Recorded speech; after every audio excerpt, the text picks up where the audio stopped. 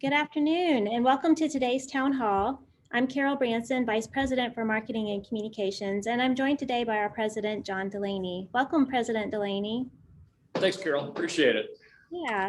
Before we get started with today's session, would you like to greet our listeners who are tuning in with us today? Sure. I'd like to welcome everybody. And the start of a school year in the fall is always exciting. There's a lot of energy that comes with that, and we love seeing the students back, and the faculty love kind of getting engaged again. And it's been fun to see everybody. And it's obviously, I've only been here a few months myself, although I've been familiar with the college forever. And I'm happy to see how things are going and look forward to meeting as many students as I can. Great. Well, at the end of today's town hall, we will try to answer some questions, and you can submit any questions that you might have through the Q&A feature at the bottom of your screen. We do have a number of important updates for everyone. So President Delaney, if you're ready, we're gonna just kind of dive into those. Ready to go. All right, so you've been here since, as you mentioned, late spring, early summer, but one of the most noticeable enhancements, right, if you're walking across the college, is definitely the pool area. So you can't walk by it and not notice that we've done something there. And I happen to know that it was important for you to have that space updated over the summer for when our students returned to campus. Can you share with us why?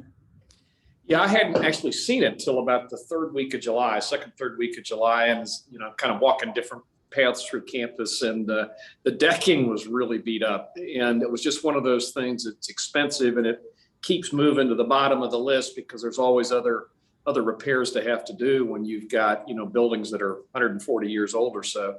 And but I was sort of jolted with it. I didn't think it was right to leave it in that condition.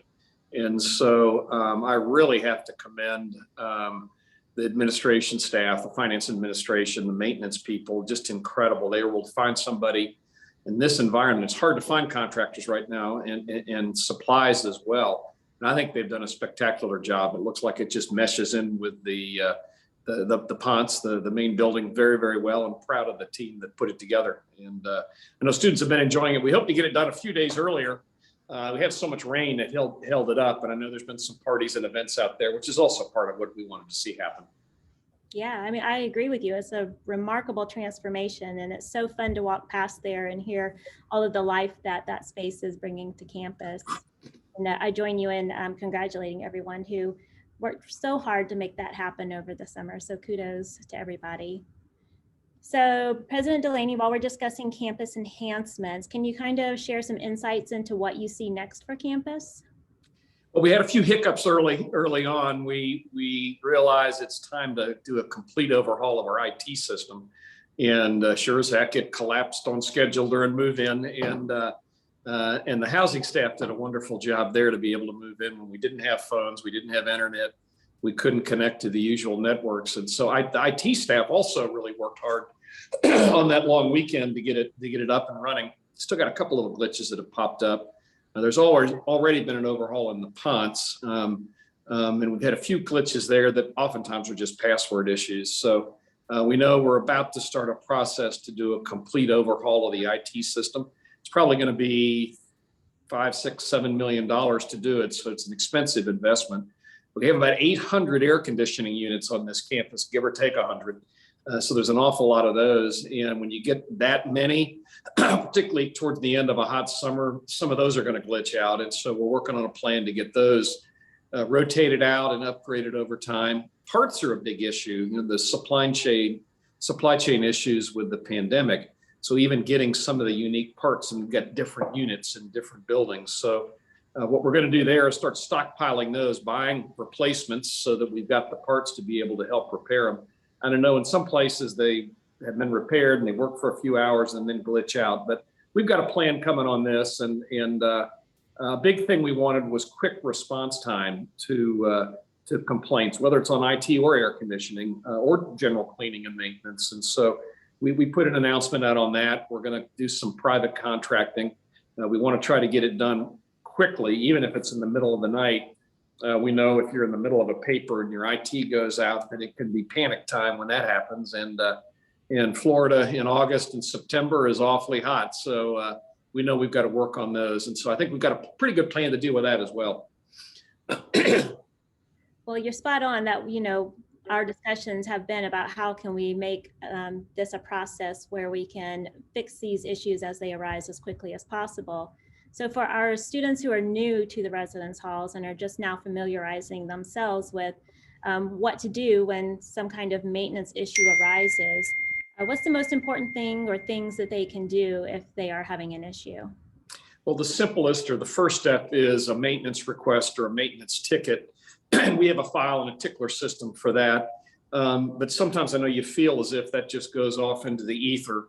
You will get a response within 24 hours. And in some cases, we want to try to fix it really, really quick.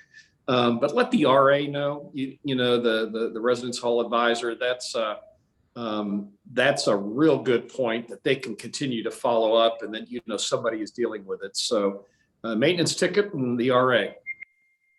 Great.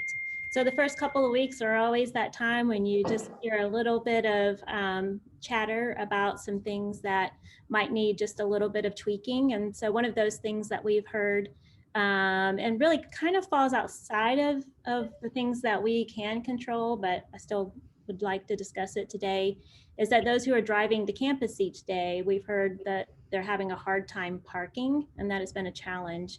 But I know that we've recently have opened up or made some improvements to that process in hopes of providing some relief. And so what can you share with us about that? Yeah, I've told people that when I first became a university president in 2003, 18 years ago, somebody gave me a book that had been written by a president, University of Alabama and University of South Carolina. And in it was mostly, the chapters were his speeches kind of reproduced, but he had one chapter on advice for a new university president or a new college president. And number one, it had like a top 10 list. Number one was, do not delude yourself into thinking you can solve the campus parking problem. So, I think we've gotten to expect that it's like we pulling up at a convenience store. That's how we'd like to park. That's not going to happen. You're not going to be able to have one spot for every single student or every single staff and faculty member, because they come and go during the day. And so much like going to a big store, cars are, grocery store, cars are coming and going all day long. And so it's never going to be perfect. The first 2 weeks, Carol, as you just said, are always tough because people are tending to want to be there during roughly the same time frame to get signed up for things in bookstore and that kind of a deal. So it's always going to be rough. It should probably start easing up next week, actually, make it a little bit easier. But we've added some spots at the Methodist Church on King Street, which is a few blocks west of the Ponce. And I think there's some across the street near the old parking garage. So there's some other availability to do it that you can look for. We have enough on paper. I know that trying to find one at the right 5-minute window that you're after can sometimes be tough, but just have a little bit of patience, and they're out there. But when you're nestled in a city like St. Augustine, the tourists like to sneak in there too and grab them if they can. So we try to monitor it pretty well. And then of course the garage is usually got spaces left too, if you're willing to go and park there. Great. So we're going to keep going down the path of things that we can't control. And let's talk about COVID. But we do have some things that we can control about it, such as our procedures and policies. And one of the top questions that I receive is always, how are your numbers or cases at the college?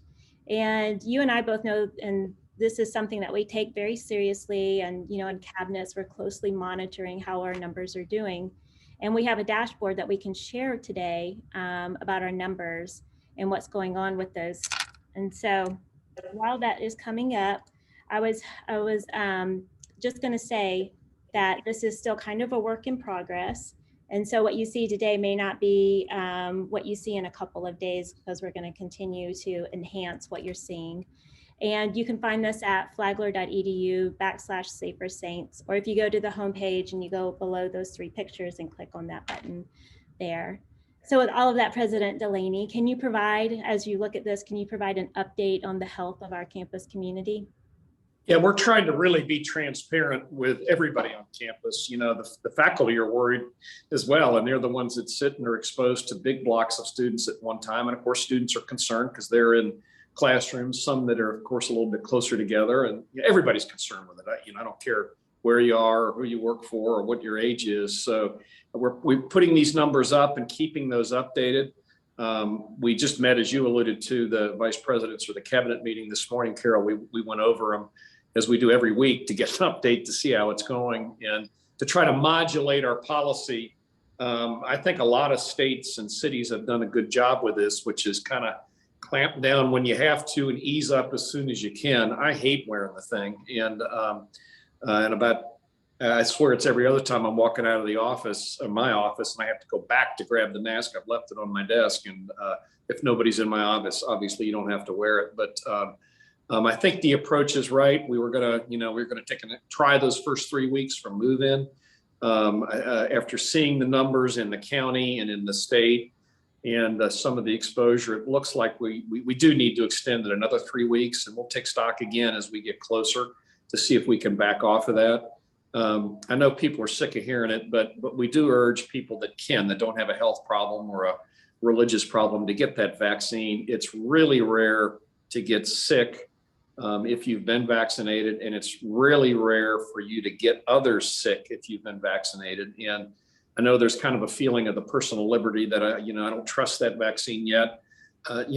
Hundreds of millions of those doses have been given out with no initial side effect, and most all healthcare people and scientists are saying they're not anticipating any problem. Vaccinations have been around for a couple hundred years by now, that they're a tried and true way to ward off virus infections. And so we really would encourage people to do that. And we've given employees that have gotten vaccination $50, and we're committing to students $100 if we can get 75% of our student body vaccinated. A little bit of peer pressure that if you want $100, kind of nudge your roommate if they haven't done it yet. We do recognize that people have reasons that they cannot do it. So we completely understand that. But if we can get to that 75 to 80% threshold, you get this herd immunity that can kick in, and then we can all start to relax a little bit. So we're going to have masking for a little while longer. The quarantine policies are pretty logical. Those are also, accessible to see what's going on, and the contact tracing, the periodic testing. We still need to try to do that. And again, I know people hate all this stuff, and I do too. But you sit in this chair and you go, gosh, what if 25% of the student body, 50% of the student body got sick, and or 50% of our faculty? We've got people with health conditions and pretty serious health conditions, that this could be the straw that tipped it over to being hospitalized and maybe losing their life. So it's a big deal, and we look at it every week, often every day. And the compliance by the students have been terrific. We really appreciate students that have done it. It's a part of our lives for a little while longer now, hopefully a little while longer, and then hopefully we can get back to normal pretty soon.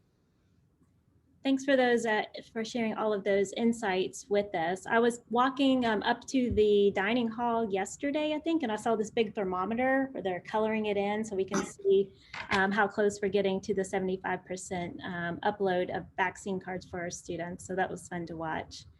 So we'll see how that progresses over the next couple of weeks. So a point that's worth recognizing, as we are talking about the virus, is that for some people on our campus, right, this is a time of significant anxiety. So some of our students, this is their first time for being away from home. Others are trying to manage the workload in their classes. They might have anxiety about the pandemic or a whole slew of things. But we do have resources here to support our students. And President Delaney, I know that you have like a few programs and resources that they can participate in that you can share with us. Yeah, and thanks, Carol. It was you I think framed things really well, particularly when you first go away to college. It can be an emotional jolt, and even if you're ready, I was very ready to go off to college, but I still got a little pang of homesickness. It's such a dramatic change in your life, and you can have boyfriend girlfriend issues. You can be worrying about your budget. You may feel in a mental block on a class. You may have tensions with a roommate. You may miss friends that didn't go to Flagler, that went to other schools, and those kinds of things. So it is 100% normal. You may have health issues, a disability, mental health issues. And what I've said when I've met with student groups is we have seen it all. There's nothing we have not seen here. And we've got ways to deal with all of that. And you just got to make sure that you're willing to kind of reach out. And RA is not a bad stop, and not a bad first stop, but there's all kinds of programming that student affairs have worked on.